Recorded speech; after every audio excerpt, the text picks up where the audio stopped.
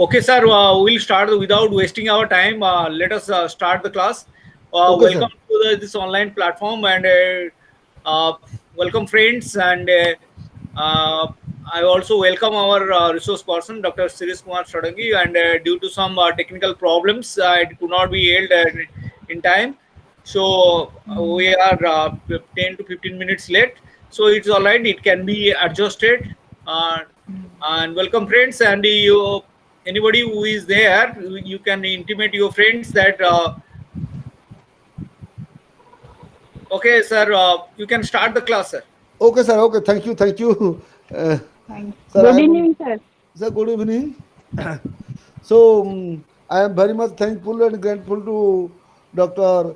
Kumar Sahu, the assistant director of this institution. He is the key person to so to say regarding these online classes. So, my dear friends, I extend my good evening to all. And in our last class, we have discussed about history, ideology, and society.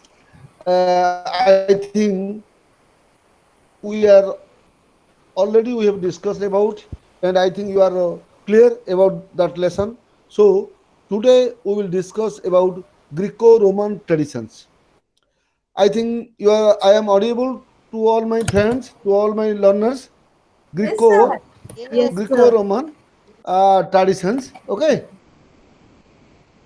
So, my dear friends, many of you are probably aware that the term history is derived from a Greek word historia, which means inquiry. The first known author who used the term to describe his work was Herodotus, often considered as the father of history. So the word history is derived from the Greek word historia, Istoria, historia. That means inquiry. Inquiry means just we will inquire something. Okay, we will inquire something. So now we will see the four historians we have selected for study are among us the best known in antiquity. One is Herodotus, Thucydides, who wrote in Greek and lived in the 5th century BCE. So regarding BCE, are you acquainted this term BCE? BCE means before Common Era, also known as a BC, before Christ, and C means Common Era, also known as a AD. So here the writer wants to say that he has taken four important historians. They are Herodotus and Thucydides of Greeks, and others are Livy and Tacitus, who lived during Augustan era of the Roman Empire. That means first century BC. Okay, and wrote in Latin. Two persons from Herodotus and Thucydides of Greek, and other Livy and Tacitus, who were lived during the Augustan era, and wrote in Latin. The 5th century BCE is often regarded as a constituting a classical age in history. So these periods are the important period of historiography. Um, uh, in general, Athens in Greek in general, and Athens in particular, while the Augustan era is viewed as the marking the heyday of the Roman Empire. Augustan era is otherwise known as a golden period, also in history. So the works of these historians can be located within these political and cultural context. So what happened? What they have done? They have written on political and cultural aspects. Nonetheless, it is worth bearing in mind that there are no easy correlations between these contests and the specific form of a historical investigation that emerged. We might expect that these histories were composed to justify, eulogize, or legitimacy contemporary political changes. So, what happened? they the historians they tell about the writings of Herodotus and Thucydides, Livy and Tacitus. Thus, they were composed to justify the event, to eulogize the event, means that is a praise or legitimate contemporary political change. So it is written to praise, it is written to justify of the political events of the then period. While this expression is not belied entirely, it is also evident that Livy and Tacitus were highly critical of their contemporaries. These histories are not simply eulogistic but are marked by the anxieties about the present. So here he has given about the nature of the history of Herodotus, Thucydides, Livy, and Tacitus. So Herodotus probably lived between 484 to 425 BC. He was born in a Greek colony in Asia Minor, but traveled widely through parts of West Asia, including Palestine and Babylon, North Africa, especially Egypt, through several islands in the Mediterranean Sea and in mainland Greek.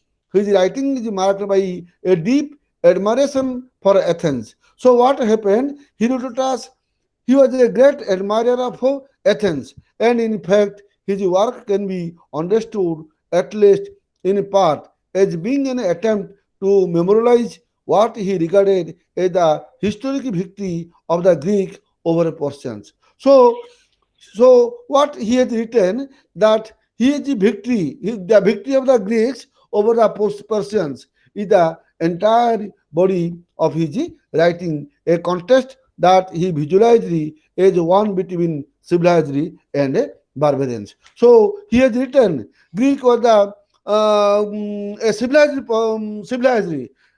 and barbarism of the Persians. So it is a victory of the between civilized and barbarism. So next, Thucydides' association with Athens was even closer. He was an Athenian and served as a general during the Peloponnesian War, a conflict between Athens and Sparta that lasted for about 30 years. So the war was continued between Athens and Sparta for 30 years, and at that time he was a general and he witnessed the war. This was a war in which most other Greek states were also embroiled as supporters of one or the other. After his failure as a general, Thucydides was evidently exiled and spent several years amongst the states that were hostile to Athens. His work reflects his rich experience in a variety of ways. So, it is about the Thucydides. Herodotus and Thucydides were thus products of what has often been projected as the classical age in the history of Greek in general and Athens in particular. We know from other sources that this was the age of philosophers such as Socrates, playwrights such as Aeschylus, Sophocles, and Euripides.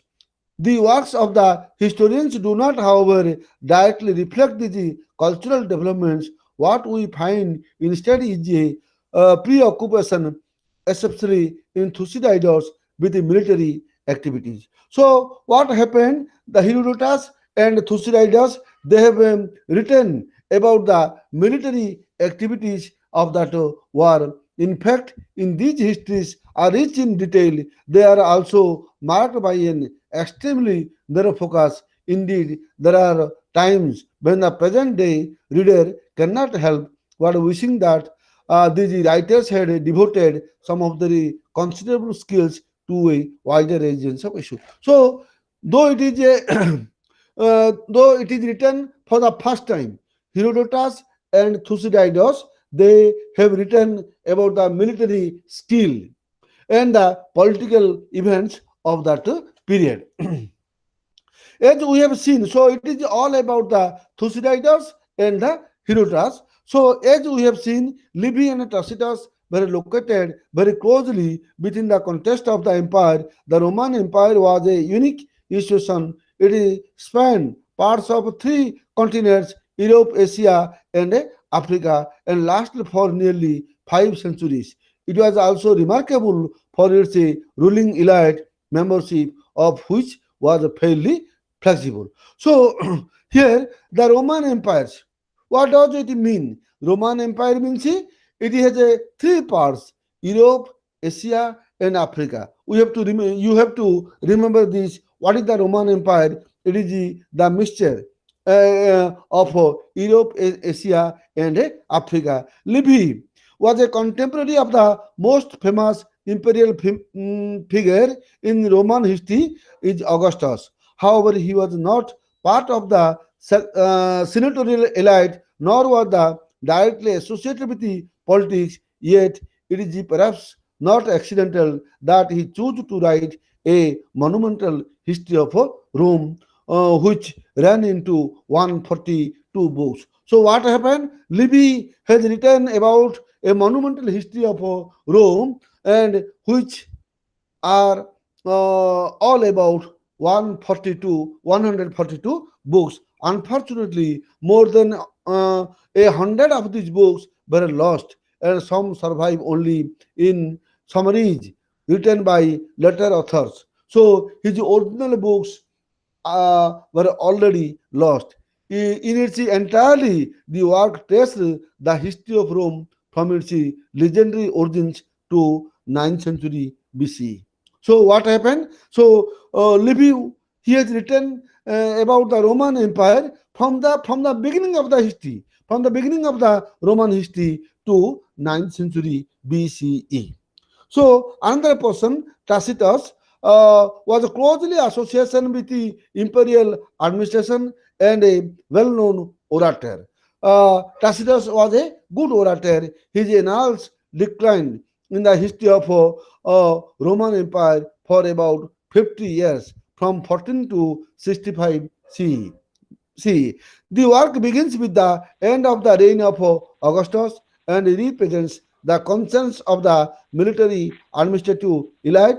It's a Sir, preoccupation orator. questions. Sir, orator means?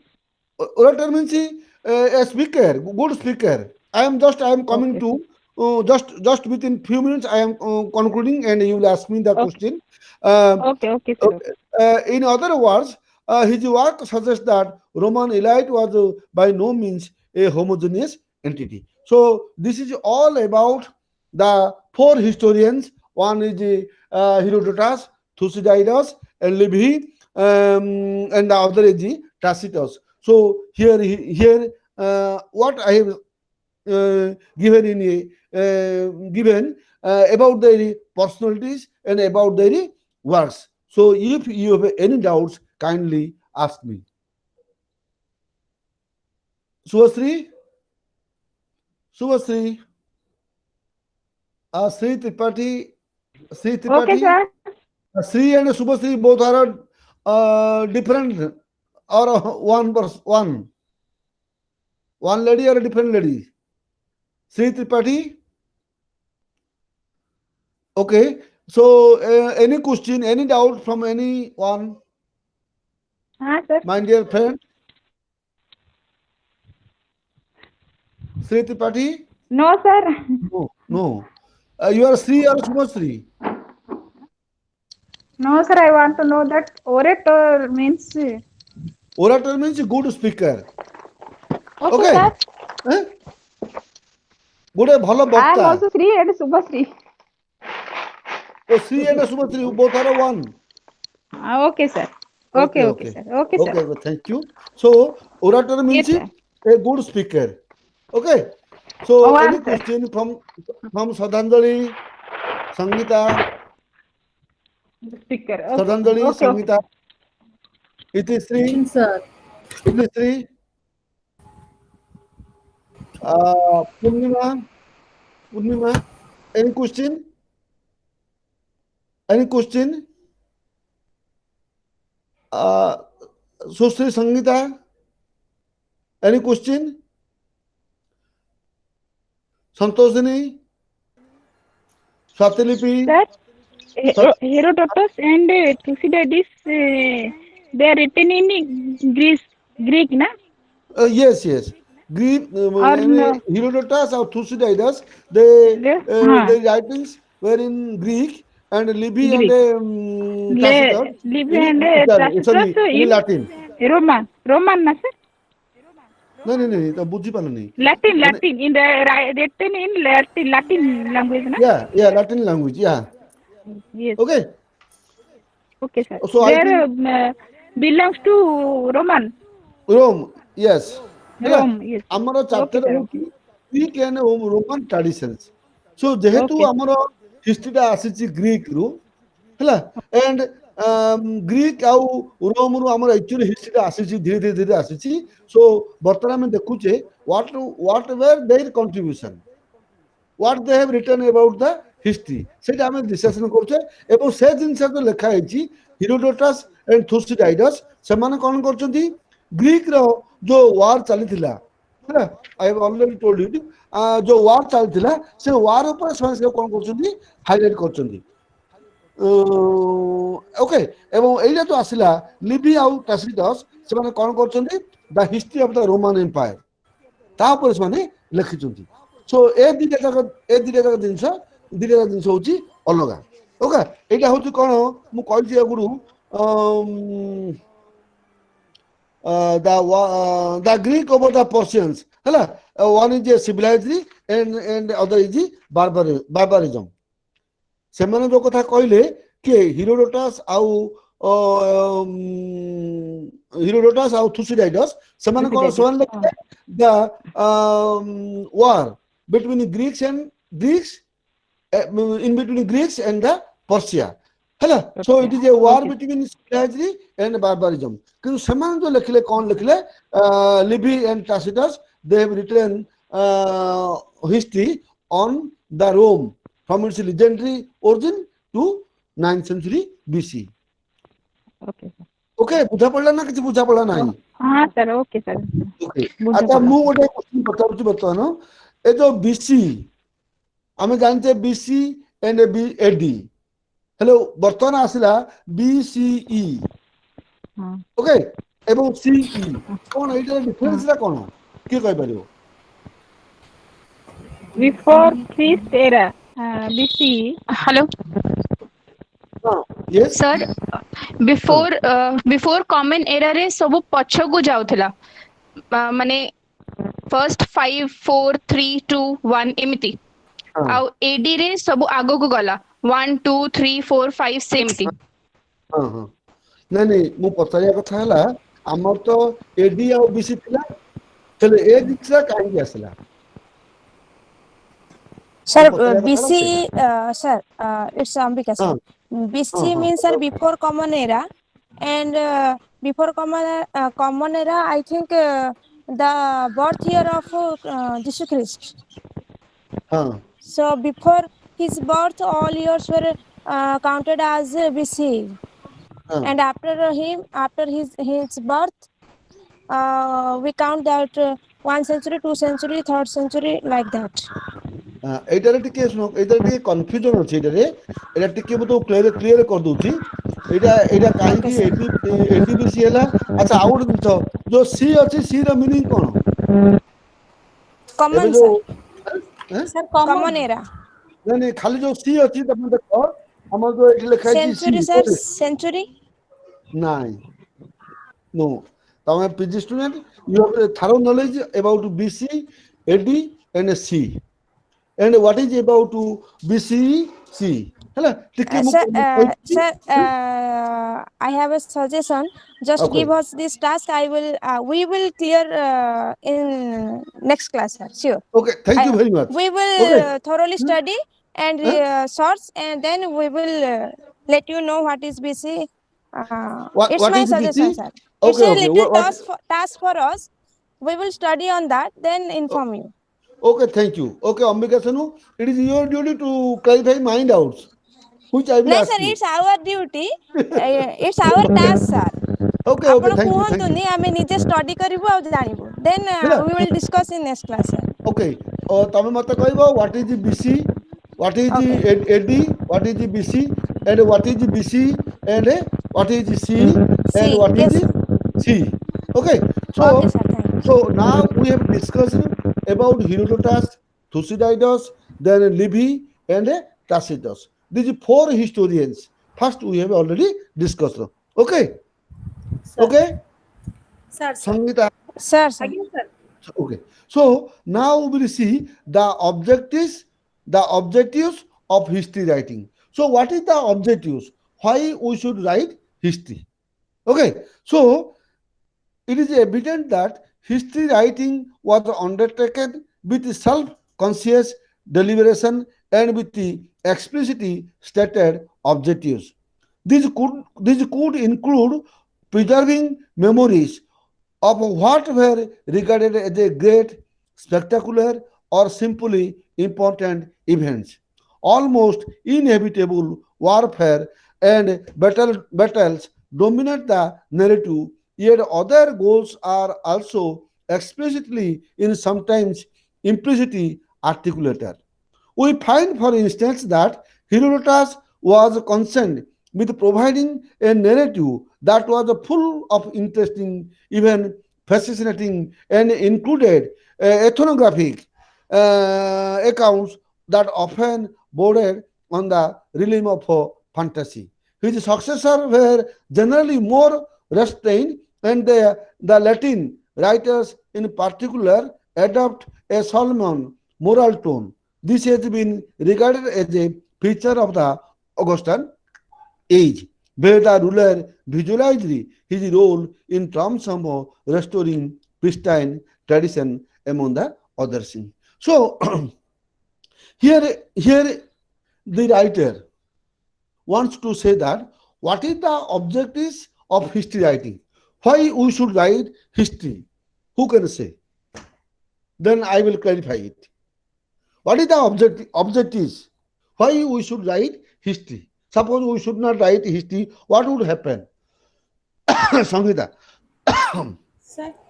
Sir, history द्वारा ଆମେ ବହୁ ପୁରୁଣା କଥା ଜାଣି ପାରୁଛନ୍ତି जो कोडा भलो सेटा ଆମେ ଆମର ନିତିଦିନିଆ ଜୀବନରେ ସାର୍ ତାକୁ ବ୍ୟବହାର କରି ପାରୁଛନ୍ତି. Thank you. ଆଉ ଗୋଟେ ଉଦାହରଣ ଦିଅ. Sir, there is a saying that history repeats itself, and Yeah. our present time stands on past, and our future time stands on present. So Yeah. history is necessary. We have to know our history so that we will carry out our next steps towards future. Thank you. Thank you. Thank you. So in one sentence, I can say that what memory is to man, try to understand what memory is to man, history is to mankind. ଆମର ମେମୋରିଟା ଯଦି fail କରିଗଲା ତାହେଲେ ମ୍ୟାନକାଇଣ୍ଡଟା ମଧ୍ୟ ଫେଲୁର ହେଇଯିବ. ତାର ଅର୍ଥ କ'ଣ?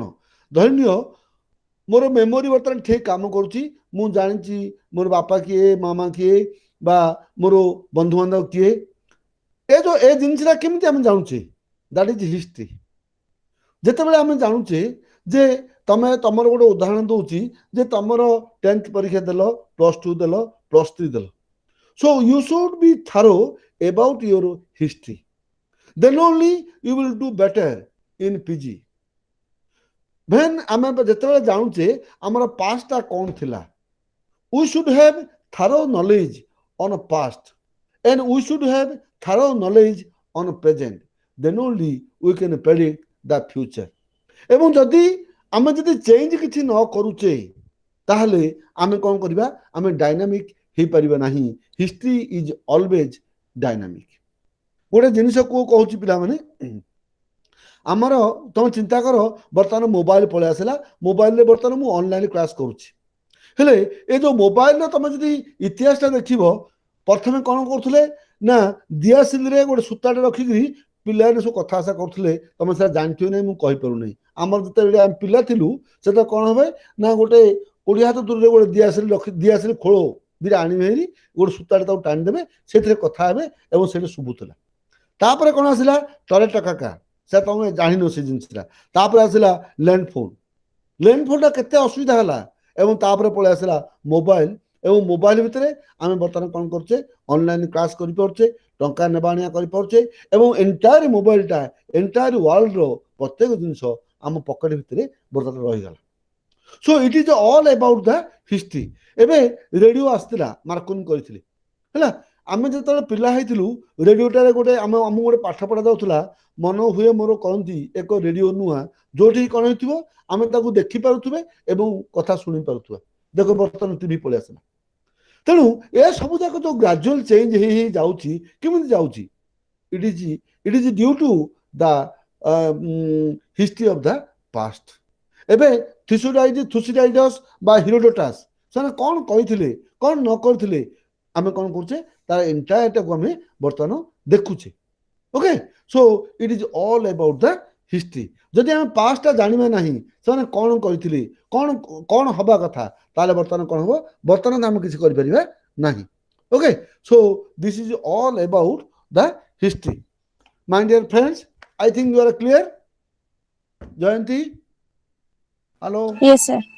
you are clear hello Clear, ଆଜ୍ଞା sir. clear clear. so so it is all about the history in the hope of thereby preserving from decay the remembrance of what men have done and preventing the great men and wonderful actions of the Greeks and barbarians from losing their due meed of glory. So ଆମେ କଣ କରୁଛେ ନା ଆମର ଯାହା ଯାହା achievement ହେଇଥିଲା ଅତୀତରେ ଆମେ ଯାହା ଯାହା କରିଥିଲେ ତାକୁ ଆମେ ନଷ୍ଟ ନ କରିଦେଇକି ତାକୁ ଆମେ ପ୍ରିଜର୍ଭ କରୁଛେ through history. So even while recording and celebrating the victories of the Greeks in general and the Athenians in particular, he recognizes the heroism of the Persians as well as the Spartans.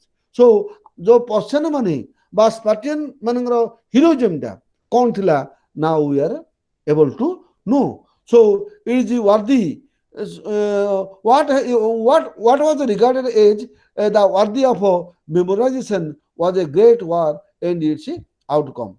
Thucydides, an Athenian, wrote the history of the war between the Peloponnesians and the Athenians, beginning at the moment that it broke out and believing that it would be a great war and more worthy of relation than any that had preceded it.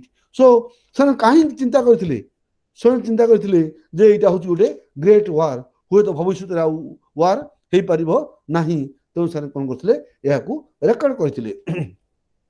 I invite the reader's attention to the much more serious consideration of the kind of lives our ancestors lived, of who were the men and what the means, both in politics and war, by which Rome's power was first acquired and subsequently expanded. I would then have him trace the process of our moral decline to watch first the sinking of the foundations of morality as the old teaching was allowed to lapse, then the final collapse of the whole edifice and the dark dawning of our modern day when we can neither endure our vices nor fact the remedies needed to them. So what happened exactly what the writer wants to say that we are through history we are able to store to memorize our past achievements. So whenever we are going to write we have to very seriously very scientifically we choose that achievements then only we can focus it to our future generation. But no one must compare my annals with the writings of those who have described Rome in old days. They told of great wars, of the storming of cities, of the defeat and capture of kings, or whenever they turned by preference to home affairs. they related with a free scope for discretion and the struggle between the commons and the aristocracy. So it is all about the different aspects of history of the past during the Roman period. So it is a war between it is a struggle between the commons and the aristocracy. It is a Peloponnesian war. So they thought that it is a great or it is a great achievement. So Livy and Tacitus and Herodotus and Thucydides they written about the all about it. So if you have any doubt, you can ask any question, or we will go to the next point. Hello, hello, Sangita. Hello. No doubt, sir. No doubt. No doubt. So next point we will go 5.4. So what this is all about the defining and drawing on sources. So here he wants to try about the sources how they have written. The question of authorities or sources is something that is addressed both explicitly and implicitly uh, in some of the works that we are considering. Eyewitness observation very valued. So you try to remember these points. Eyewitness observations very valued. So what happened regarding Thucydides and Herodotus? They observed the Peloponnesian War, and observing that war they have written. So the writer has given most important point that eyewitness observations were most valued. Okay, but other sources of information derived from tradition, religious centers, chronicles, interviews, and a range of documentary sources were tapped as well. So, besides eyewitness, what happened? The other sources of information, like deriving from the tradition, religious centers, chronicles means historical accounts, interviews, and a range of documentary sources were also most important sources of information. The possibility of mutually conflicting versions was also recognized, and strategies were evolved for resolving such situations. For instance, Herodotus, in discussing the history of the Persian rule, Cyrus states. So, the archives and traditions clustering around science were obviously important sources that were drawn upon. So, what happened? This is all about the important sources, how we will write the history, a system of keeping annual records. Come to the last, a system of keeping annual records was evidently in existence in Rome for several centuries. So you see how they are very much prone, how they are very much interested to preserve the Roman history. So many centuries, centuries means hundreds or thousands of years, they were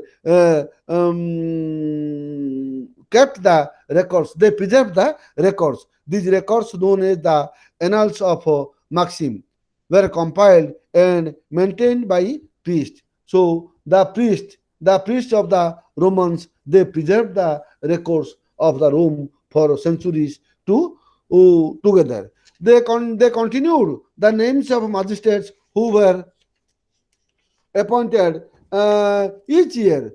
The most interesting thing that you see from the very beginning of the Roman civilization, that means it is thousands of years. Even they have written the names of the magistrates year wise, and chronicled what were regarded as important events.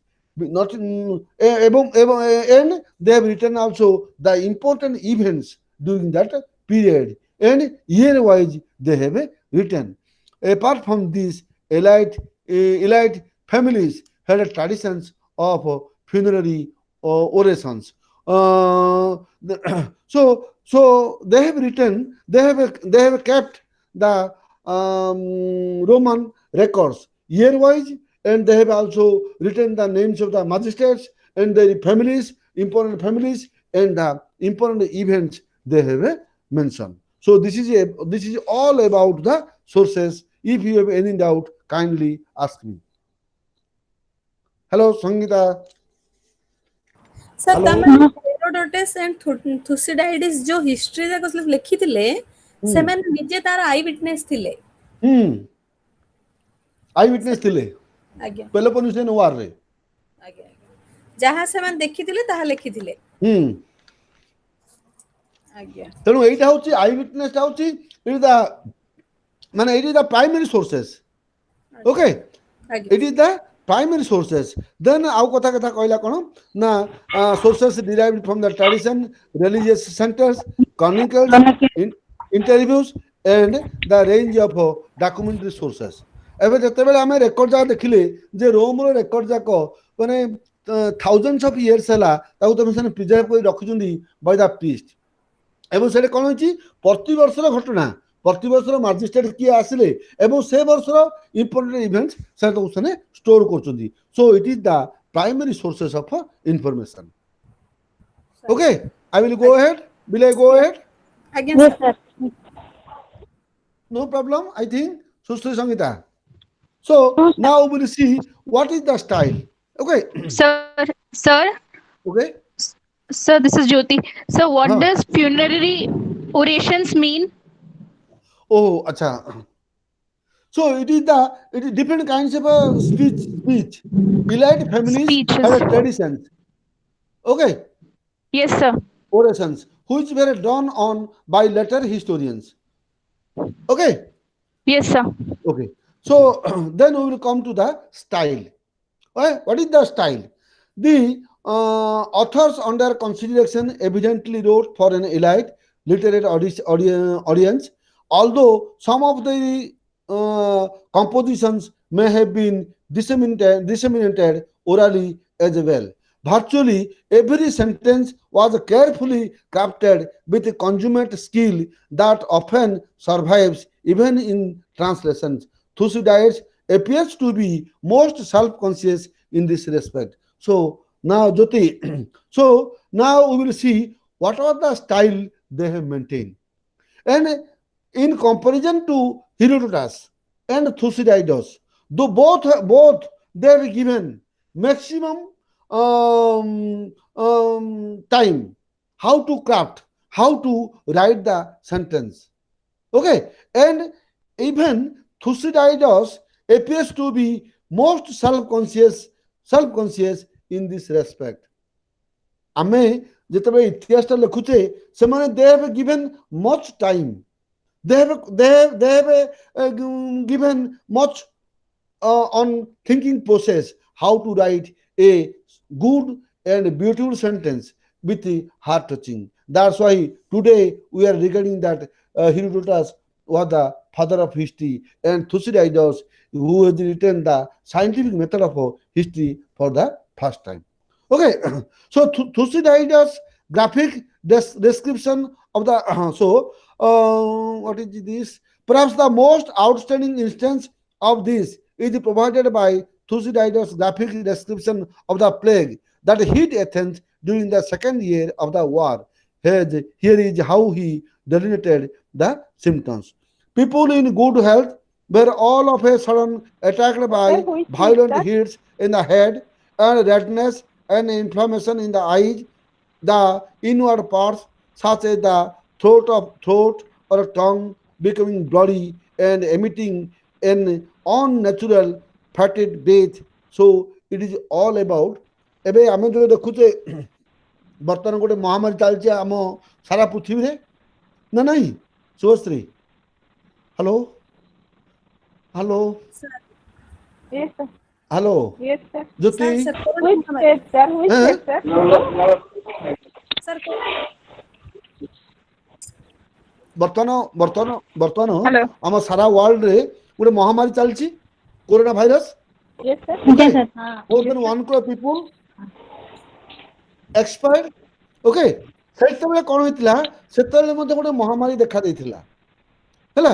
ସେଠି ସେ କ'ଣ କରୁଛନ୍ତି, Thucydides how he narrated it, people in good health, ସମସ୍ତଙ୍କର ସ୍ୱାସ୍ଥ୍ୟ ଭଲ ଥିଲା, were all of a sudden attacked by violent heat ହେଲା। ହଠାତ୍ ସେମାନେ କ'ଣ କଲେ, ଭାଇଲେଣ୍ଟ ହିଟ୍ରେ ସେମାନେ ସମ୍ମୁଖୀନ ହେଲେ ଇନ୍ ଦ ହେଡ୍, ସେମାନେ ଗୋଟେ ହିଟ୍ ପଳେଇ ଆସିଲା ମୁଣ୍ଡକୁ in the head, and redness and inflammation in the eyes, ସାଙ୍ଗେ ସାଙ୍ଗେ କ'ଣ ହେଲା, ଆଖି ଗୁଡ଼ିକ ନାଲି ହୋଇଗଲା ହେଲା। The inward Sir, parts such which as the state, sir? throat, tongue, body, hello, Which state, sir? becoming Hello? becoming bloody. Okay, Oh, okay, which state, sir? it is 10, it is Hello? 10, Which? hello, Okay, sir. 10 page. Okay, sir. Due to some network problem, I can't attend the class. Okay, sir. Okay. Any problem from any learner? Okay, I think it is audible. Subhasri, Yes, sir. Yes, audible. audible. So what happened, Yes, sir. It's audible, sir. ବର୍ତ୍ତମାନ Audible. ଯେମିତି corona virus Okay. ଚାଲିଛି ସାରା ପୃଥିବୀରେ, ସେତେବେଳକୁ ଗୋଟେ ହଠାତ୍ ଗୋଟେ ମହାମାରୀ ଆସିଥିଲା ଏବଂ ତାଙ୍କର ବହୁତ ଗୁଡେ ଲୋକ ସେତେବେଳକୁ ମରିଯାଇଥିଲେ, ଏବଂ ସେଇଠି ସେ ଲେଖିଛନ୍ତି the style of history writing. Okay, people in good health were all in a sudden attacked by violent hits in the head and redness and inflammation in the eyes and the inward parts such as the throat, tongue becoming bloody and emitting an unnatural and fetid breath. ହେଲା? This is all about how he is described. It is all about the style. Okay.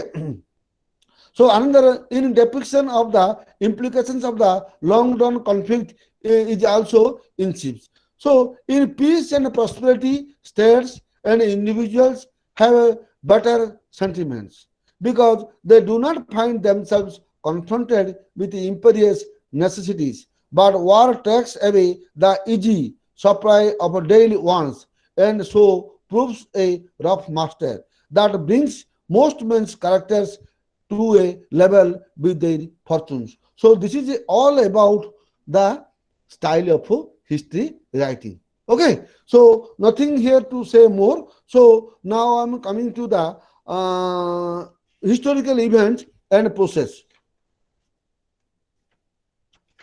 So come to the 5.6.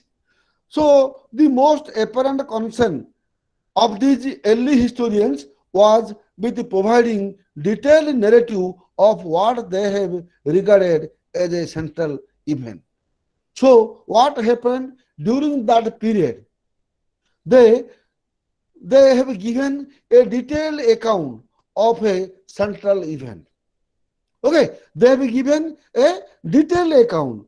It is their style during that period. Other authors, such as the Thucydides, noted spectacular occurrence without comment. For instance, he mentions the eruptions of volcanic Mount Etna in Sicily, but makes no attempt to correlate this with contemporary events. Divine wrath is also occasionally invoked. Livy, for instance, records books ethically how a man, namely Appius, instructed public slaves to perform certain ritual functions. So here he has also written that how they have instructed the slaves to perform certain rituals. This is not about a new thing which I will describe. Yet we would be mistake to dismiss these authors as simply superstitions. The human agent, with all his failing and at times, is also duly acknowledged. Herodotus, for instance, recognized that the Athenian attempt to resist the Persian invasion by creating a formidable fleet was critical. He argues that if the Athenians had opted for peace instead, the rest of Greece would have come under Persian control sooner or later, he writes. So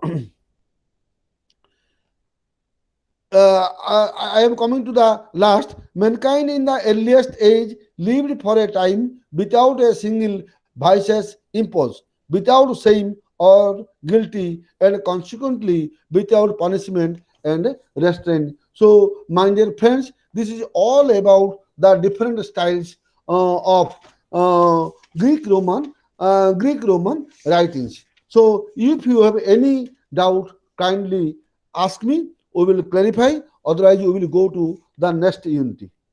You have sufficient time. I will try to cover the next unity. Or if you have any doubt, kindly ask me.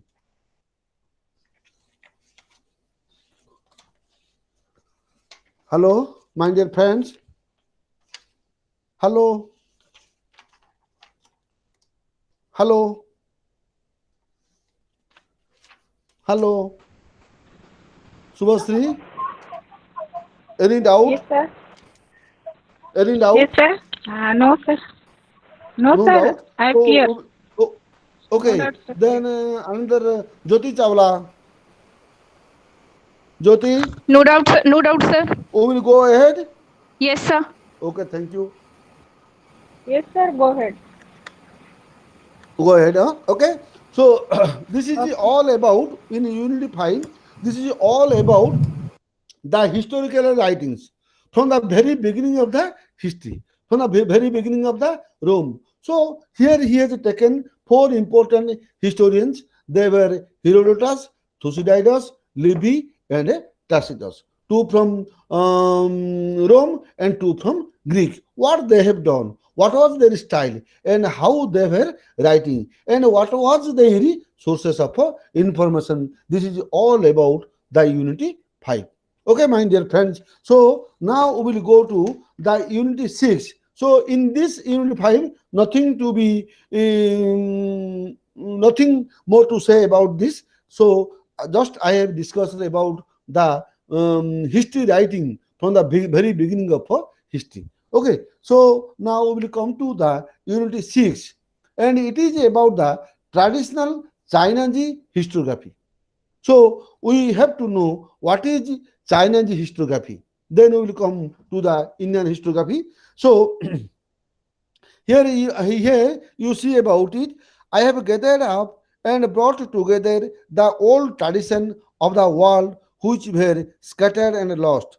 I have examined the deeds and events of the past and investigated the principles behind their success and failure, their rise and decay. I wish to examine into all that concerns heaven and man to penetrate the changes of the past and present. So here you see the thus wrote the great historian Sima Quen. So Sima Quen was a historian of China. So what he has written, Sima Quen, the pioneering authors of China, first great work of history, the CG. Okay, his first great work is the CG. So it is the he wrote about China's. So the most complete and unbroken record of its past possessed by any people, Charles Garden, in his pioneering study of China's tradition historiography, right?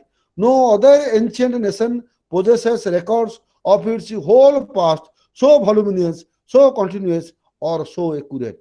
So, so what is the contribution of Chinese people to historiography? Is that no other ancient nation possesses records of its whole past so voluminous, so continuous, or so accurate. So here the writer wants to say that Chinese were most conscious people to keep their records, to preserve their records so voluminous and so accurate.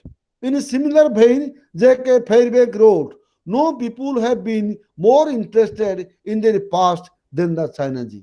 Even you see, what about the Indians? Some people they they do not have the interest to introduce history in their school and colleges, and they do not know what is the value to know the history to know the past history of the Indians. But in the case of China Ji, they are more conscious. They are more conscious about their past history. So no people have been more interested in their past than the Chinese. For to them, it was the model for the present and the primary source of information of, human of human society. So why they are interested to preserve their past history? Because they wants to show it for the future generation, because it is a model for present and primary source of information about human society, how they lived, what they ate, and how they struggle for existence. The subject that concerned the most, the people have shown a greater realization of being actors on the stage of history, or greatest interest in the future judgment of history on themselves. Historiography was a supremely important part of the classical tradition in China. It was intimately linked with the traditional philosophy, morality, and statecraft. The great works of historical writing were also among the most widely read and revered elements of China's literacy tradition. So, here, what I want to say that the Chinese people, they were most they were interested, they were eagerly wants to know, to wants to preserve their past history, and no ancient people have done have had preserved their history so much as that of China. So this is all about the Chinese historiography. If you have any doubt, kindly ask me. Anything? Jyoti? Jyoti? No No? doubt, Any sir. No question? doubt, sir. No, No, no doubt, sir. okay. No, sir. No No, questions. okay, no question. So here the nothing is, there is nothing is difficult here. So we will go ahead. So now we will see its background. So this is all about the Chinese history. We should know it. So first we will go to its background. That is the Confucianism. So what is the Confucianism?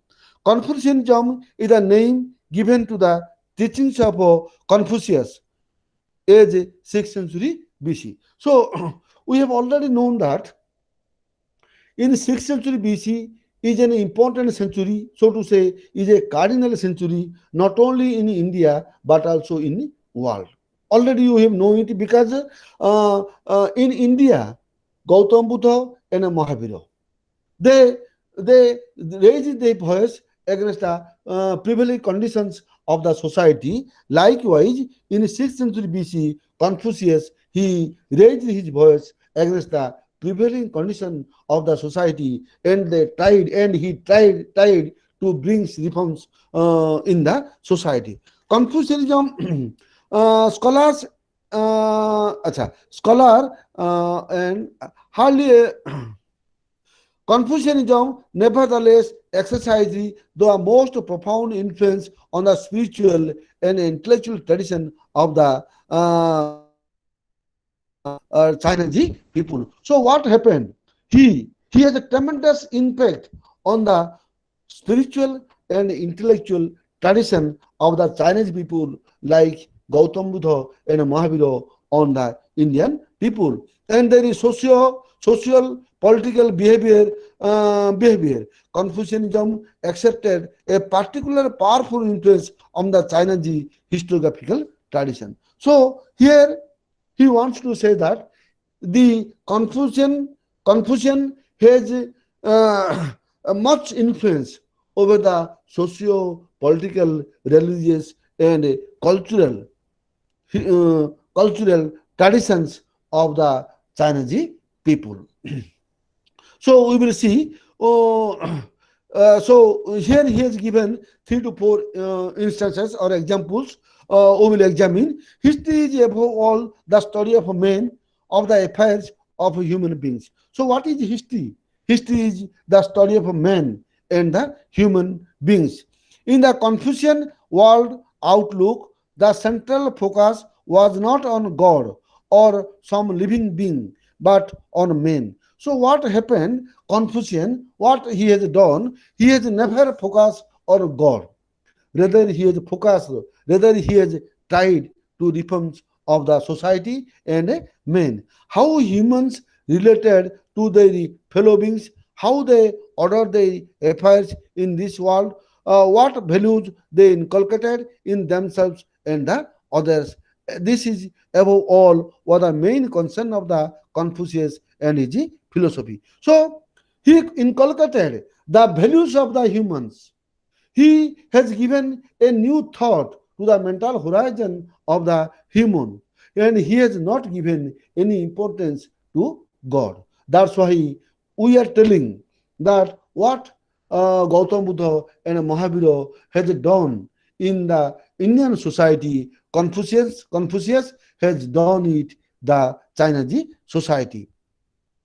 A deep interest in human affairs naturally provided a firm foundation for interest in history. So this is all about the history. So what Confucius has done, he has given a deep impact to the mentality, to the society, to the culture, to the political life, and the religious life about the then Chinese society. So so this is all about the foundation of history. So then next point is, even before Confucius, the Chinese has a tradition of reverence for the past, as reflected in the practice of from ancestor worship form. So what happened? They have given much emphasis to the past.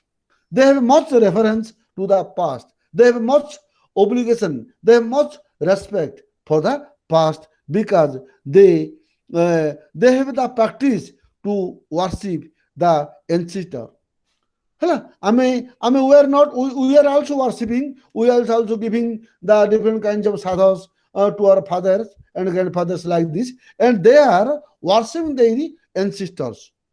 So Confucius gave a philosophical underpinning to this tradition. Confucius looked on the ancient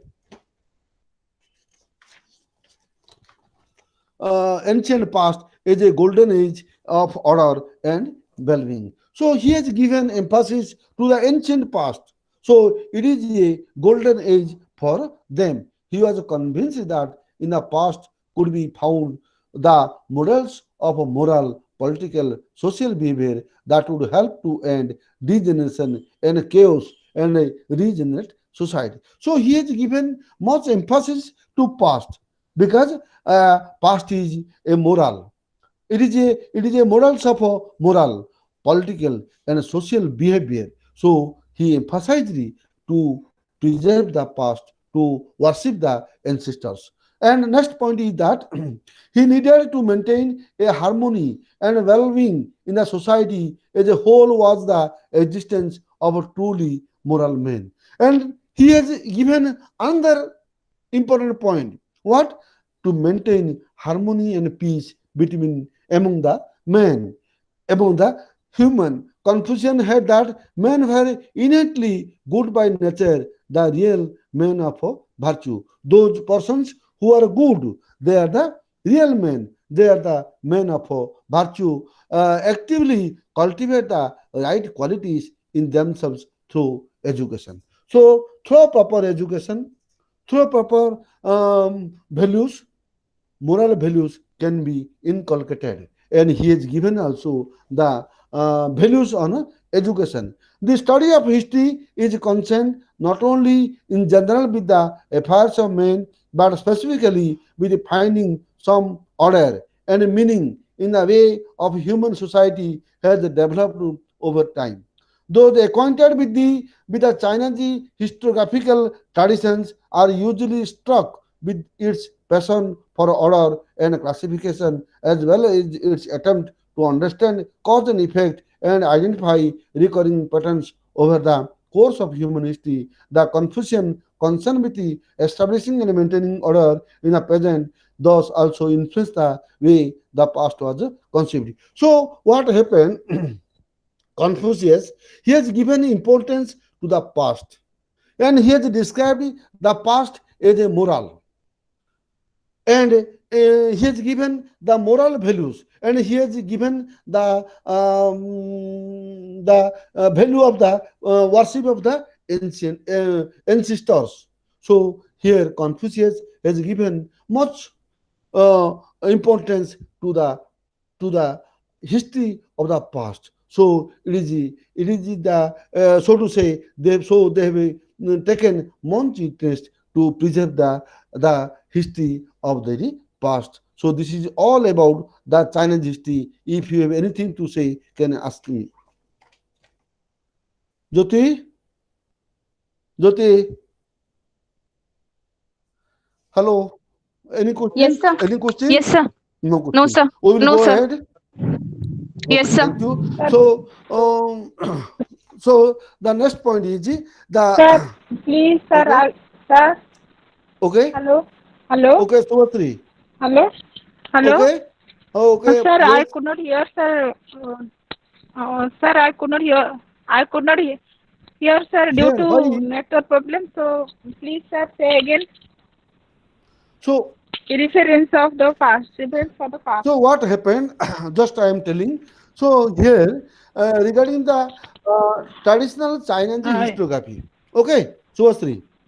So what happened? The Chinese people, they are very interested to preserve the past. They want no ancient people yes.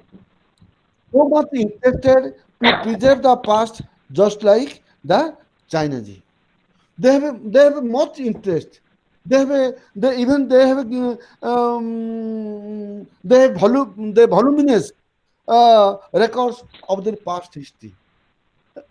And the reason behind that, there are so many reasons. Okay, first they have interested to preserve the past history. Okay. First thing. Second thing, what happened? Confucius.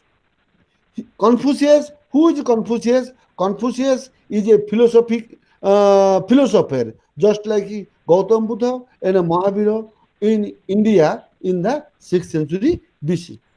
And Confucius, he Yes. has Okay. given importance to men and not to God. And he has given importance to the human Yes. values, to the human friendship. These are the eternal values what he has given to the Chinese people. Yes. So he has given importance to the Sir, humanism. reverence, Okay, and he has sir, reverence for the କଣ past. ହେଲା ବୁଝିଲାନି କଣ କହୁଛୁ ଶୁଭୁନି Reverence, sir. Subhashree hello Sir, reverence for the past. Reverence. What is reverence, sir? deep respect Hello, reverence. What is reverence, sir? Reverence for the past. reverence means deep respect. Yes, sir. Are you clear? Reverence for the Yes, past sir. Yes. means Okay, sir. deep respect. Yes, Okay, sir. so Okay. he has It's clear. deep respect to the past and Yes. Okay. emphasis on a moral education. ହେଲା? He has also given emphasis on moral education and concern with the order. These are the opinions or the philosophical doctrines of Confucius on the Chinese society, which indirectly paved the way for historical writing of Chinese historical writing or Chinese historiography. Okay, okay, hello, hello, okay, Okay, sir. Clear. okay. Okay, sir. So Clear, sir. history in Okay, sir. China Clear. Clear. was Okay. written History Yes, in sir. China was written by the scholars. There is nothing unusual about that, but what was distinctive about the traditional China was that the scholars were also officials. Even those historians who were not actually holding an official position at the time of writing, their histories were either officials in retiring or aspiring officials at the synologist Itunia Balaj once noted. So what happened? Who were the historians of China? And the most interesting thing is that the officials were the historians of the China, those who have occupied important official posts of China's government. They have written the China's history. This is most interesting. And you think the official persons, they can also write the history of that period more vigorously than others. Then writing the history of previous dynasties or previous rulers in such a way as to enhance the prestige of the current ruler and his family. So what happened? The present ruler always tries to write the history of previous ruler because they consider it is a prestige and dignity to their family, and to ensure their glory in succeeding ages was therefore a major concern of the historian. So what happened? They tried. The present ruler has given much importance to write its previous ruler. So it was the tradition of China's historiography. So comprehensive. So I am going to the 6.3. So here nothing is new to make you understand. So I am going to the 6.3, development of the historiographical tradition. So how the historiographical tradition has developed in China. Okay. So the China's word "si", which which came to mean history. The China's word "si", which came to mean history, originally referred to the court scribes who recorded astronomical events or other matters considered important to the rulers. So what happened? "Si" means history. So Chinese words are something different from us. So "si" means it is history. So what happened? They refer to the court. Okay, and they wrote about the important events of the rulers. The earliest form of historical writing consisted of a brief chronological records of the court events maintained by such scribes, which were known as annals. So what does it mean?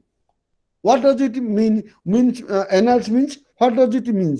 So annals means the court records, the chronological court records. They have maintained chronologically, means years after years of the court events, which is known as annals. Okay, these data from the Eastern Zhou period, approximately 8th to 3rd century BC. The earliest extant example is from the state of Lu, from where the Confucius hailed. So what happened? The earliest example of historiography, it starts from Lu, where Confucius hailed from that place. The style of the writing followed in the annals was extremely terse, uh, with just a bare mention of a major event. Terse means abrupt, not clear. Okay, so it is just with the bare mention of a mere events, of major events. So what they have done, they have written only the major events of the court records, and they have maintained it chronologically. So the next point is the historical records of CG of Simakian. Undoubtedly, the greatest historian of pre-modern China was Sima Qian, Etigi 85 BC, who wrote his path-breaking historical records in the period of the former Han dynasty. Simakena was the first to write a comprehensive history of China from antiquity down to his own times, breaking out of the limitations of the annals format. What was more, he also established a format for historical works that was followed by historians down to modern times, which can term as a annals plus monograph plus biograph from shadow. So So Simakian was a was a great historian of China, and he has written a comprehensive history of China from the antiquity to his own time. Means from the very beginning to his own time. In fact, the historical records had a complex five-part structure, but the two key innovations that Simakiana introduced was to have a section on topical essays or monographs and one on biographs. Then the monograph section included subjects like rituals, music, calendars, astrology, and autonomy. So here he has divided into two parts. One is the biography. Biography means what is written about oneself, and other is the monography, and written by others. So here it is divided into two parts. The monograph sections has a rituals, mixed music, calendar. Also, this is all about the writing of the history, and it is divided into two parts. Okay, so emphasis in the monograph section gradually shifted away from somewhat historic subjects like rites, rituals, astrology, etc. So he is divided into two parts. Simankana also included a section on biographies covering not just outstanding individuals but also groups of people like honest officials, despotic officials, chaste widows. So what is important is that Sima Kuen has not written different kinds of biographies, but also he has written about the different groups of people, means the honest officials, despotic officials, and chaste widows. He has written also about thus. So he began the practice of faithfully reproducing the text of the sources he relied on, and they were served versions. So this is what about the Sima Kuen's writing. So if you have any doubt, kindly ask me. Jyoti? Jyoti? No doubt, sir. So it is all about the Sima Kuen's history. They divided the history into several parts, into mainly two parts, and he has given a new form. He has brought a new form that he not only wrote about the important dynasty, but also he has added one thing more, that is on honest officials, despotic officials, and chaste widows. Okay, so he introduced this form. Then we will see the dynastic history. What happened? One of the most impressive elements in the entire corpus of China's historical writing in the collection of ethnic histories is standard of history was basically the history of one particular dynasty and its time written by the succeeding dynasty. So what happened about the dynasty history, I have already discussed with you. Here it is nothing new. So what happened? The ruling person, or so to say the monarch or the king who ruled the society, they have given importance to write his predecessors. So they thought that it is the prestige and dignity of the rulers and the society. So it is all about the dynasty history. So if you have any question, kindly ask me, or otherwise I will go ahead. Okay? Hello? Jyoti? Jyoti? Yes, sir. Any question or any doubt? No, sir. Please move ahead. Go ahead. So Yes, sir. this is all about the dynastic history. Dynasty. Suppose in this unity, what happened? One interesting thing is that the Chinese people very interested to preserve their past history. This is number one. And the second is the second thing is that Confucius has much influenced, has given his new thought to the society on humanism. And Sima Qian was a great historian and who has also written a voluminous history of ancient China. And besides, they have given much importance to write their past history because they have much interest to write their predecessors. It is the most interesting thing, and Chinaji had the first person who has given key interest or much interest to write their past history. So this is all about it, and then we will see the historical theories. What is historical theories? Traditional historiography was dominated by the concept of the dynasty cycle. According to the Chinese tradition, the first family of China were the Jia, who were overthrown by the Shang, who were replaced in turn by Zhou and so on. At the China saw its rise and fall of the dynasties followed a clearly denied pattern. Firstly, it allowed them to deal with their past in a manageable chunks. Few dynasties lasted more than 300 years, while some lasted just a few decades. Secondly, and perhaps more importantly, the dynastic cycle accorded well with the moral objectives of history writing. The rise and fall of the dynasties was attributed to the personal and moral monk. So what happened here? The writer wants to tell us that they have given much importance to the dynastic history. Here nothing is new. So we will come to the next point. That is another point is that continuous of history.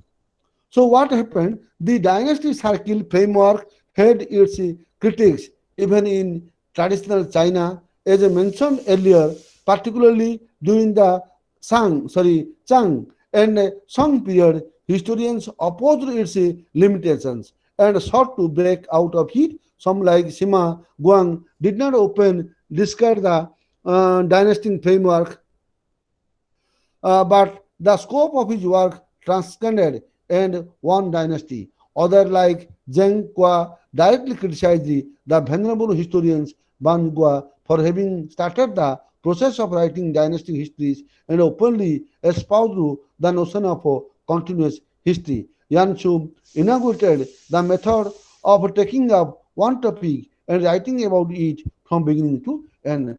So what happened about 6.4.2, you see continuous history. So what happened here? They have given emphasis not to write the whole history, and the historians they criticize to others because writing whole history means it may not be a real one. So they have chosen one dynasty. One dynasty, everyone should write it. Then only it would be better, and it may give better information about the other historians. So this is all about the China's history, the China's theories. If you have any doubt, let me know. Okay, Jyoti, Yes, sir. any problems? Any No, sir. questions? Any questions? Okay. So Yes, sir. then any Subhasri Tripathi, Jyoti, Subhasri, Sangita, any doubt, any question, kindly ask me. No doubt, sir. Sangita, no doubt, huh? No, sir. Okay, we'll go ahead. So here he has given distinctive feature of a traditional Chinese historiography. So now we will see what is the important feature of the traditional Chinese historiography. One is the official history. Okay, so Chinese historiography was a predominantly official historiography. I have also already discussed with you the Chinese officials, they attempted to write their history, and the official persons, even the retired officials persons, they have given much chance to write about their office or to write about the different kinds of dynasties, because they were in the offices. Firstly, it was written almost exclusively by officials. So why it is an official history? Because it was written almost all by the official people. Secondly, it was usually commissioned or sponsored by the rulers. So the next point is that the history was sponsored by the rulers. So it was easy for the officials to write the history. Particularly after this initial period, there were some exceptions to the rule, but private history, while it identified, existed, and even enjoyed a certain respectability, never challenged the dominance of officially written history. Third, the content of historical writing largely reflected the conscience of the administration, more narrowly those of the ruling house and the emperor. So what happened? It was sponsored. First thing it told that it was written by the officials. Then then the second was it was usually sponsored by the rulers. And the third thing is that the consent was given by the ruler or the king or the emperor. So the fourth, the main sources of which history writing was based were official documents. So most important was that it was the official documents to which the historians had a relatively easy access, since they themselves were the officials. So as they were officials, it was easy for the official people to verify the official documents. Sources to important to historians in other societies, such as land deeds, private contract, litigation records, traditional. These were rarely used by the traditional Chinese historians. So those who were traditional historians, it was difficult for them to write the history, whereas the official peoples were able to write the Chinese history very easily. So, if you have any doubt, you can ask me. Sushri Sangita, Sushri Again, sir. Sangita, any Again, doubt? sir. No doubt? No, sir. No doubt. So, I will go ahead. So, next point is the normative history. Normative means behavior. Historiography was essentially normative, meaning that it was meant to serve as a guide to those who Hello, study. Okay? sir. Okay? Okay? Yes? Sir, previous, Huh? sir. The official history, sir. Please clear, sir. ବୁଝା ପଡ଼ିଲା ନାହିଁ? ଶୁଣ No, sir. ଶୁଣ, ମୁଁ ଆଗରୁ କହିଛି official ହିଷ୍ଟ୍ରିର ଅର୍ଥ ହେଲା ଚାଇନାରେ କ'ଣ ହଉଥିଲା, ଅଫିସିଆଲ ପିପୁଲ ମାନେ ସେମାନେ ହିଁ ହିଷ୍ଟ୍ରି ଲେଖିବା ପାଇଁ ଆଗଭର ହଉଥିଲେ। ତାର ମୁଖ୍ୟ କାରଣ ହେଲା, ତାର 4 କାରଣ ମୁଖ୍ୟ ଥିଲା ହେଲା। ଫାଷ୍ଟ ହଉଛି କ'ଣ, China's history was written by officials, number 1. Second was କ'ଣ ହେଲା, it was sponsored by the rulers. ଯୋଉମାନେ ରାଜା ଥିଲେ, ମୋନାର୍କ ଥିଲେ, ସେମାନେ କ'ଣ କରୁଛନ୍ତି, ସେମାନେ ହିଁ ତାଙ୍କର ଅଫିସିଆଲ ଲୋକଙ୍କୁ ଡାକୁଥିଲେ ଲେଖିବା ପାଇଁ। ବୁଝା ପଡ଼ିଲା ନାହିଁ? ହେଲା, hello hello. Sir, yes, sir. Third point was that it was reflected the conscience of the administration, and it was more narrowly by the ruling house and the emperors. ଯେତେବେଳେ ସେମାନେ ଆଡମିନିଷ୍ଟ୍ରେସନ ଉପରେ ଲେଖୁଥିଲେ, ଧରିନିଅ ଗୋଟେ ରଜାର କୋର୍ଟରେ ଜଣେ ମନ୍ତ୍ରୀ ଅଛନ୍ତି ବା ଯେକୌଣସି ଗୋଟେ ରାଇଟର ଅଛନ୍ତି, ସିଏ ହିଁ ତାକୁ ହିଁ ଏଇଟା ଦେଉଥିଲେ ଏବଂ ରାଜା ହିଁ କହୁଥିଲେ ତୁ ଏହା ଉପରେ ଲେଖେ ବୋଲି, ହେଲା। ଏବଂ ଫୋର୍ଥ କଥାଟା ହଉଛି କ'ଣ ନା, ମେନ୍ କଥା ହଉଛି ଫୋର୍ଥ କଥାଟା, ଇମ୍ପୋର୍ଟାଣ୍ଟ କଥାଟା ନା, ସେମାନେ ଅଫିସିଆଲ ଡକ୍ୟୁମେଣ୍ଟକୁ ଭେରିଫାଇ କରିବା ପାଇଁ ସହଜ ହଉଥିଲା, ହେଲା। ଅଫିସିଆଲ ରେକର୍ଡସ କ'ଣ ନା, land ଡିଡ୍ସ, private contact hela litigation records e jaha jaha thila the official people can utilize it very often without any hazards or difficulties. Okay, so this is known as the official history. Official history means it was used by the official peoples. It was written by the official peoples. Okay, okay, Tripathi. Okay, sir. Clear. Okay, any problem? Okay, no problem. Yes. Okay, okay. So next point is the normative history. So here the writer wants to say that historiography was essential. Yes, sir. Okay, okay, Okay. No, sir. no problem. So historiography was essentially Okay. normative, Okay. meaning that it was a meant Okay, to sir. serve. It was a meant to serve as a guide to those who read it. So what is history? Here he wants to clear that history is a guide who read it. What is history? History is a guide who No problem, read sir. it. Okay. Okay, we have already seen that the dynastic cycle pattern was a meant to convey a message to later rulers about how they should rule. So what happened? Why they have given much importance to write the previous ruler history? The thing is that when the present ruler will read will read about the predecessor's rule, automatically he or she will know about the proper administration. What are the lacuna of the previous ruler? So how he should rectify it. However, the lessons were not just for the emperors. If any conscientious officials faced with any problem in his area, whether about how to deal with the troublesome foreigners or how to organize grain transport or how to curb banditry or rebellion. So what happened?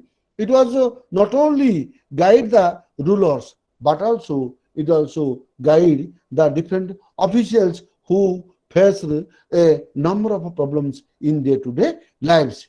It was not just information that was sought in the books of history, but models of conscientious moral uprightness and wisdom in the words and deeds. So it was not just a history. Then what is it? Then always it guides the present people, and it is given the different kinds of knowledge, new knowledge, how to deal with the society, those who were the administrators of the then time. So this is all about the normative history. If you have any doubt, kindly tell me. Hello, my dear friends. Hello. Hello, Subhastri. Any problem? Yes, sir. Yes, you can ask me. Yes, sir. Yes, yes. Any question, No, please? sir. No question? Then Jyoti. No question, sir. No doubt, Thank sir. you, no doubt. Then Hello, sir. yes. No. Sir, please clear Bhumika? normative history. Hmm. Sir, please clear normative history. Normative history means what? First, you understand what is the meaning of normative. Normative means it is a behavior. Okay, so कौन हला जत्ते बड़े आमे history टा लिखा जाउची what is the meaning of history? History always guide to the society. Society means to the human beings. So जत्ते बड़े आमे हिस्ट्री लिखले जत्ते बड़े आमे चाइना से हिस्ट्री जत्ते बड़े लिखा हला कौन होइची ना ସେମାନେ କଣ କରୁଥିଲେ ନା ଚାଇନା ଯେ ରୁଲର ମାନେ ତାଙ୍କର ପ୍ରିଡିସେସର୍ସ ମାନଙ୍କର ହିଷ୍ଟ୍ରି ଲେଖିବା ପାଇଁ ଭଲ ପାଉଥିଲେ ଏବଂ ଏମାନେ ଯେତେବେଳେ ଭଲ ସେ ବହିଟାକୁ ପଢୁଥିଲେ ଅଟୋମେଟିକାଲି କଣ କରୁଥିଲା ଏମାନଙ୍କୁ ସେ ଗାଇଡ କରୁଥିଲା ଯେତେବେଳେ କୌଣସି ରେବେଲିୟନ ହଉଥିଲା ଯେତେବେଳେ କୌଣସି କ୍ରାଇସିସ୍ ହୋଇଥିଲା ଏବଂ ସେମାନେ କୋଉ ଷ୍ଟେପ୍ ନେଇଥିଲେ ଏବଂ ଚାଇନିଜ୍ ହିଷ୍ଟ୍ରି ସେମାନେ କ'ଣ କରୁଥିଲେ ଦେ ୱେର୍ କିପିଂ ଦ ଏଭ୍ରିଡେ ଇଭେଣ୍ଟ ଓକେ ତେଣୁ ସେମାନେ କ'ଣ କରୁଥିଲେ ଏଇଟା ଏ କଥାଟା ମାନଙ୍କୁ ସାହାଯ୍ୟ କରୁଥିଲା ହ୍ୟାଲୋ ହେଲା ଖାଲି ସେତିକି ନୁହଁ ଏଇଟା ଆଉ କ'ଣ କରୁଥିଲା ନା ବିଭିନ୍ନ ଅଫିସିଆଲ ମାନଙ୍କୁ ମଧ୍ୟ ବହୁତ ସାହାଯ୍ୟ କରୁଥିଲା କାହିଁକି ଅଫିସିଆଲ ମାନେ ଯୋଉ ପ୍ରକାର ପ୍ରୋବ୍ଲେମ ଫେସ୍ କରୁଥିଲେ ଏଇଠି ସେଟା କ'ଣ ହଉଥିଲା ସେ ହିଷ୍ଟ୍ରି ପଢିବା ଦ୍ୱାରା ଏଇଟା ସାଙ୍ଗର ମାନେ ଓଭର ହେଇଯାଉଥିଲା this is all about the normative history okay okay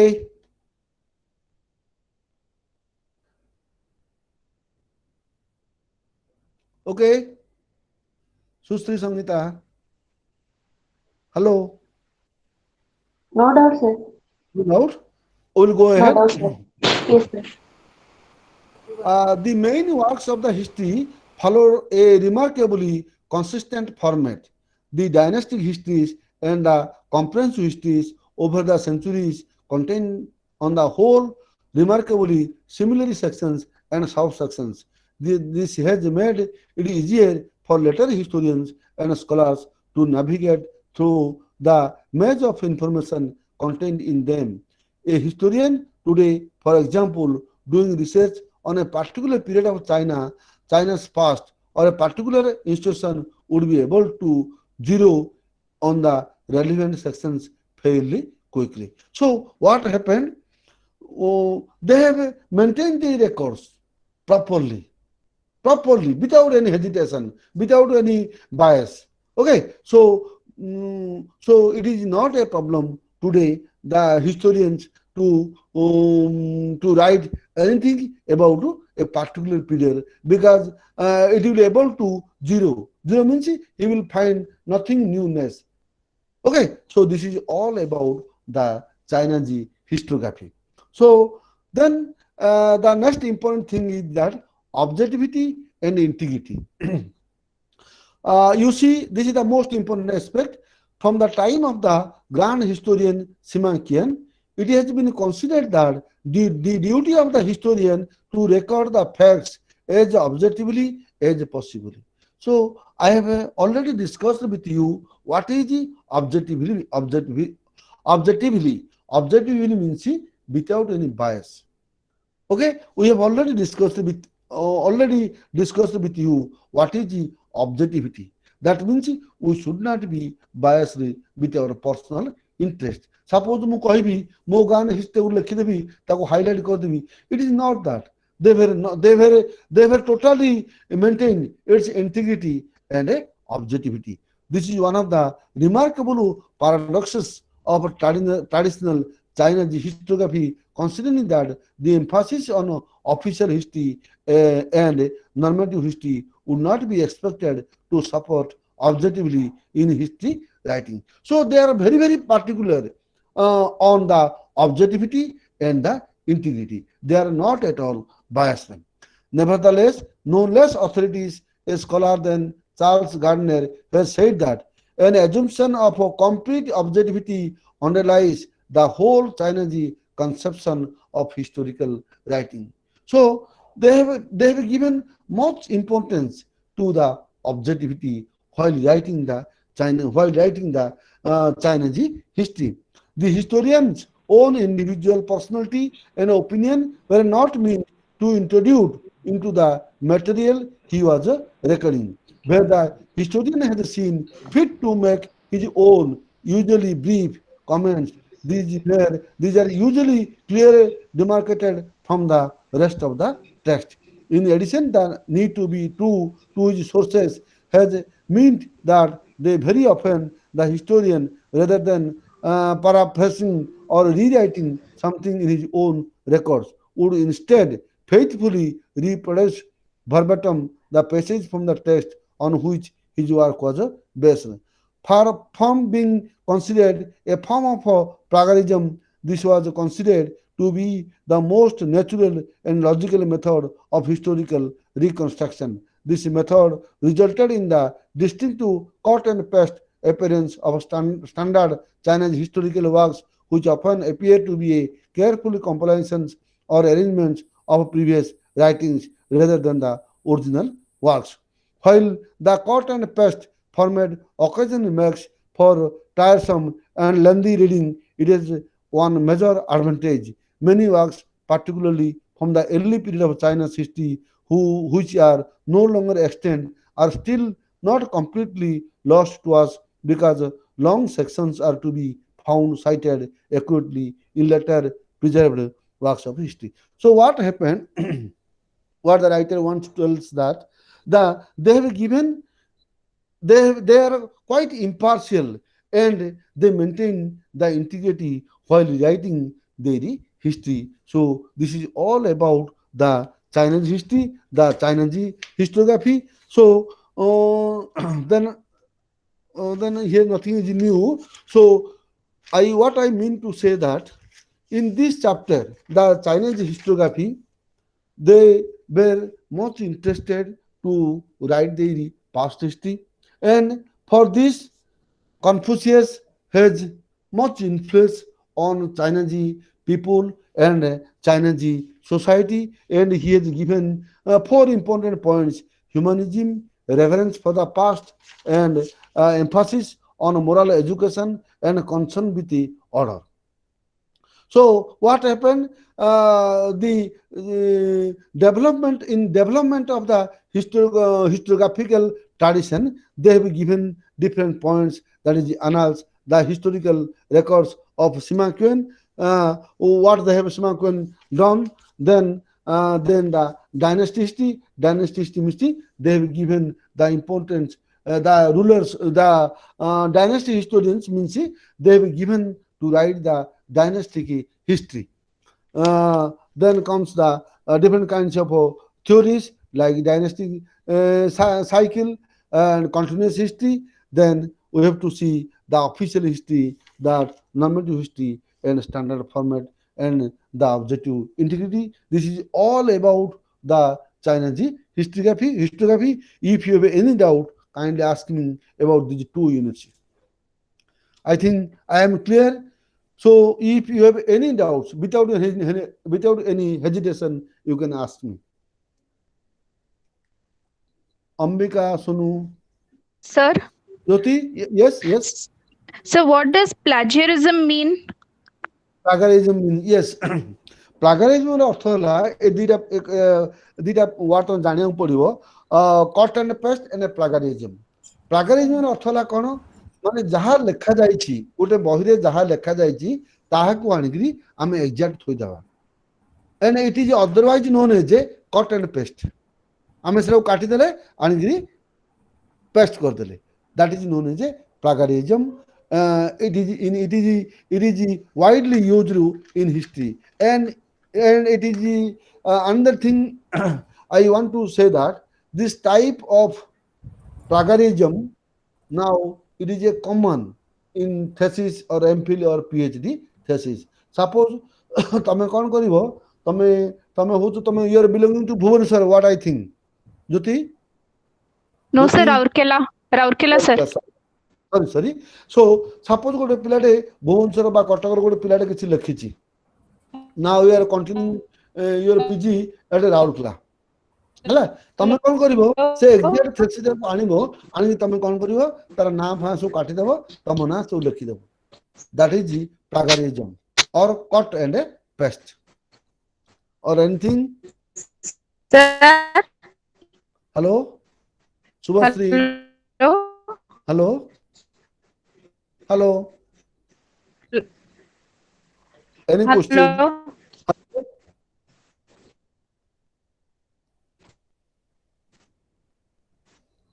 Hello.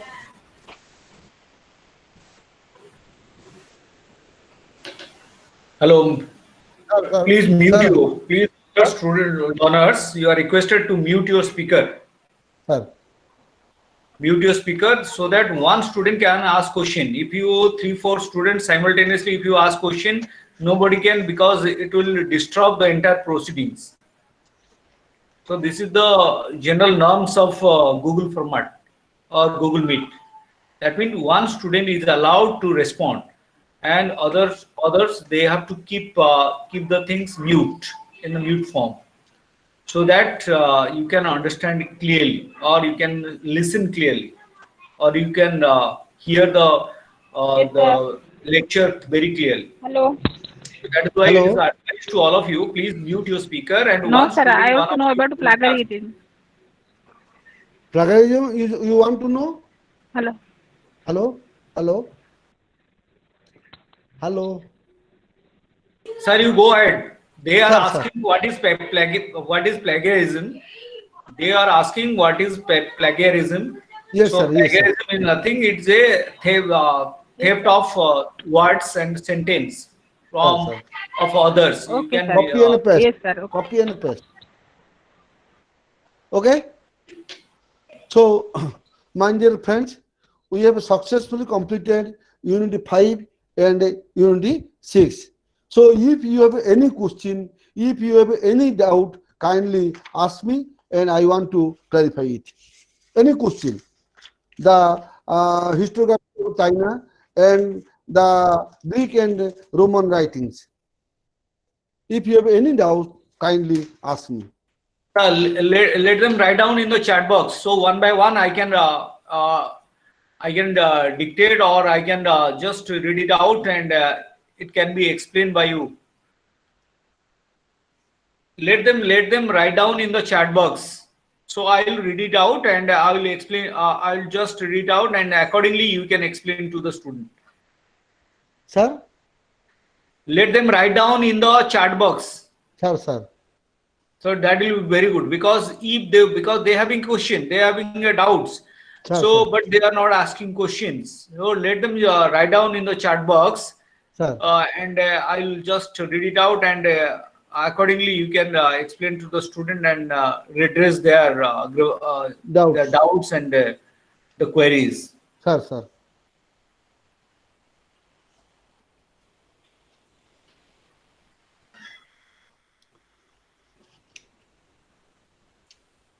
So one thing, I think the students have no doubts. So one thing regarding Unity 5, just I want to tell in a nutshell. So we have seen the four important historians. One is Herodotus, Thucydides, Livy, and Tacitus. And we have seen that what is the style of the historical writing, because they are the early historians of human history. So I have already discussed with you their objectivity, their style of historical writing, then how they have collected the sources. What were their sources of information, and how did they able to write it? And we have also seen that what is how they were able to write the history, because they were the totally new to this term history. So what was their style? So then the next important point was that understanding historical events and process, how they are able to show it, how they are able to write the historiography in then Greek. Okay, and the next is the traditional Chinese historiography. So the Chinese were the earliest people who has given, who has taken much interest to write their past history. So even in India and China, what is the difference? The Chinese people, the Chinese historians were mostly officials, and the rulers were also interested to. They were allowed their officials to write to write their history, because the officials were able to maintain or to go through their past records easily. So the Chinese officials were able to write their past history, and Confucius was the first person who has given, who has a much impact, or who has a much influence on Chinese history and on Chinese people, and who has opined, who has given much importance to humanism, reverence for the past, and the emphasis on moral education and concern with the order. So this is all about the early history of the Chinese, or so to say, the Chinese historiography. So they have given, they have a much interest. The Chinese people have a much interest to write the dynastic history. We see that in Rome and Greek, what they have done, they have written their previous history, and which was preserved for centuries together. But in China, what happened? They have gave stress to write one dynasty after another. They were not in a mood to write the Chinese history for 100 years like is. They've given importance to the dynastic history. So this is all about the Greek, Rome, and Chinese historiography. So our next important unit is the historiographical traditions in early India. We will go in my, we will discuss in my next class. So one question I've already kept with you. In my next class, I will ask you the BC, the C, and the C. What is the difference? Tomorrow you will tell me, and then after we will go to the traditional history of early India. So this is all about my this class. If you have any doubts or if you have any opinions, you can ask now, or tomorrow you will ask me. Hello, sir. Hello, It seems that they don't have any doubts sir. because ଆଜି nobody is raising question. Sir ଆଜି ଦୁଇଟା unit ବହୁତ କଷ୍ଟ complete ହେଲା sir.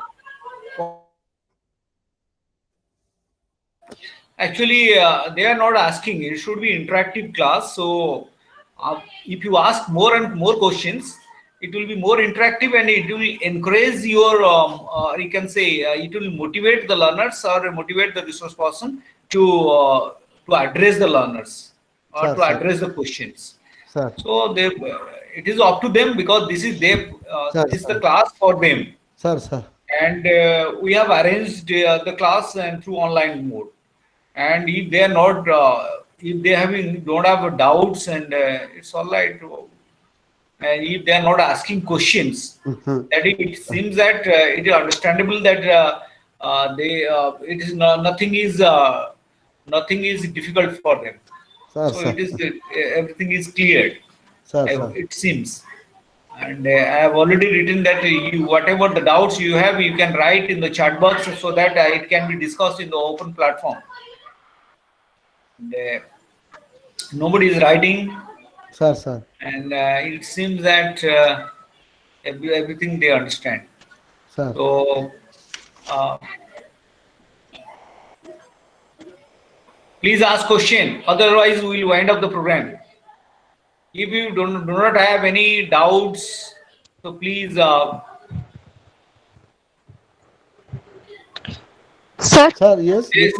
yes. uh, sir, I want to know a little about the later imperial period. It is in which unity? Sir, after dynastic histories, the Yes. later imperial period came. So, Okay, what okay, was okay. that late? Okay. So, so you see, very good question you kept. So always I was asking you if you have any doubt, kindly ask me. So what happened? Okay, Jyoti, what happened? After a gap of more than 350 years, okay, Jyoti, Yes, sir. okay, kindly listen me. After Yes, a sir. gap of more than 350 years, following the collapse of the great Han dynasty, China was reunified under the founding emperor of Sui dynasty in 689 AD. Thereafter, except for a period of 50 years of warfare after the end of the Shang dynasty, the unity of the Chinese emperor was maintained in more or less unbroken fashion for nearly 1000 years until the 20th century. So what happened? You see, after the gap of more than 350 years, after the collapse of the Han dynasty, China was again reunited. Okay, so it is the imperial period. It is the later imperial period. Okay, so after the gap of 350 years, the China was again reunified under the Sui dynasty. So thereafter a period of 50 years of warfare, and after the end of Sung dynasty. So you see, if you want to make more clarification, you have to go to the genealogy. You see the chronology of the major dynasty. You open page number 23. Hello, Yes, sir. Yes, Jyoti? I've opened. Yes, I've Open. opened. So Yes, here sir. you see the dynastic genealogy. Okay, so which dynasty came first and what did happen after 350 years? Then only you can understand better and thoroughly. So it is not possible to tell all these things. So I left this portion. So if you have any doubt, so you can ask me tomorrow. Okay. Okay, so Yes, sir. it is the later imperial period. Okay, Okay, sir. so Yes, sir. though they have given the importance to dynastic history, but it has no chronology. Okay, because Yes, sir. 350 years it was left. So Okay, sir. then after the China Ji were reunited. So it is the most important aspect of China Ji people or China Ji history. Okay. So Okay, sir. again they were reunited. So this is all about the lateral imperial period. Yes, sir. Okay. Yes, Thank sir. you very much. So thank you. Yes, sir. Okay. Okay. Any doubt, please, Jyoti, or any problems from my side, you can ask me. Hello. No, sir. No doubt. Uh, you are satisfied? Yes, sir. I am happy. Yes, sir. Thank you, sir. Thank you. And good night to all. Good Okay. night, sir. Okay, sir, Yes, we sir. will wind up the program. Okay, sir. Okay. Okay, today's program. Thank you, dear learners. Thank you very much for participating in the online class. So we'll meet at 6 p.m. tomorrow at the same time, and hope that our class will be more interactive, and through collaborative learning, we can learn more things from our resource person. And our sir, we are also equally thankful to our resource person for sparing his valuable time and sharing his thought and notion with us. And on behalf of the regional center, on behalf of the student, I extend my gratitude and regards to our resource person, Dr. Sirisha Kumar Sarangi, because of his busy schedule. Still, then, he is very much with us and sparing his time, valuable time with us. So that on behalf of the student, I also um, uh, extend my uh, gratitude to him.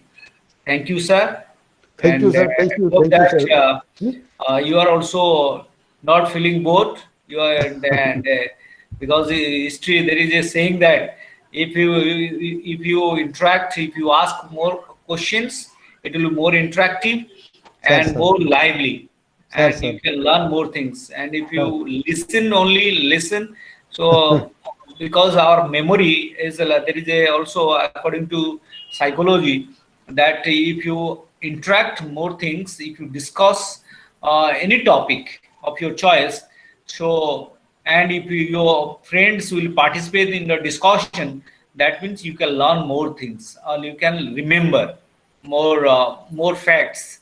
But if you listen, that means only 40 to 50% you can remember. But through discussion, you can remember or you can learn 100%. That is a psychologist says that it is my request to all the learners that please uh, involve yourself in the discussion and share more questions, and you can ask questions, your doubts, and if you have. So because a lot of pains, a lot of difficulties, and you know that lot of network problems. Still, then he is taking the class, and we are also very much thankful to him. With these few words, now good night to all of you, and this is the end of this today's online class. Tomorrow we meet. Thank you. Good night. Thank you, sir. Thank you, sir. Thank you, sir. Thank you, sir. Thank you. Thank you. Thank you, sir. Thank you. Thank you.